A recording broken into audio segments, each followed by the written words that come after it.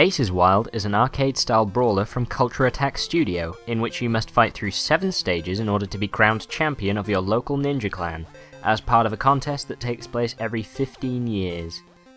The boss fights are therefore presumably showdowns between the major contenders for the position of Ninja-in-Chief, in which case I can confidently inform you that the next clan master will be a large fireball-shooting dog named Barkley Bones, and within the following 15 years most human clan members will have been reassigned to data entry and shuriken maintenance positions. Try as I might, I couldn't defeat Barkley on anything but the most patronising difficulty level, though the game rather sympathetically has all the stages unlocked from the start. The artists involved in this game appear to have had an encouraging awareness of the fact that just because Ace is Wild is a throwback to old arcade games, it doesn't need retro graphics. What you instead receive are some fairly stunning 2D visuals, and the art and animation really carried the game for me at some points.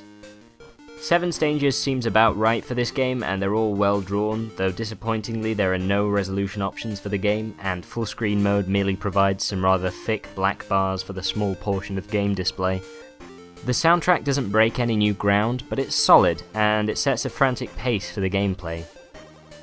And as far as gameplay goes, there's plenty of challenge for people who are any good at brawlers, and the developers had the audacity to use their imagination when it came to designing enemies and destructible objects. Dog enemies have been done before, but they sure as hell didn't look like Lassie.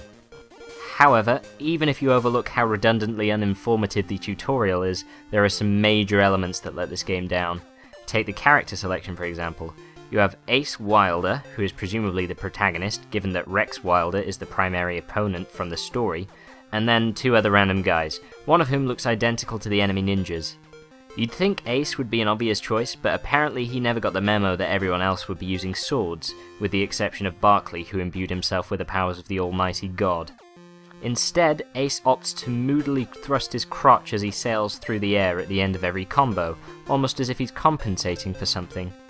And even when you play as one of the characters that doesn't suck, it doesn't take long to realise that everyone else's attacks are cooler than yours. You will spend 90% of your time in this game mashing the X button if you have a gamepad.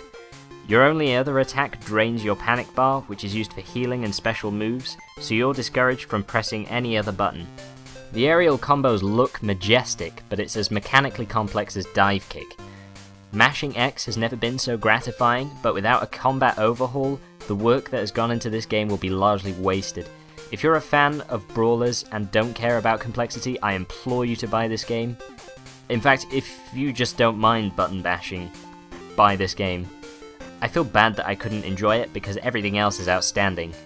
Oh god, what have I done?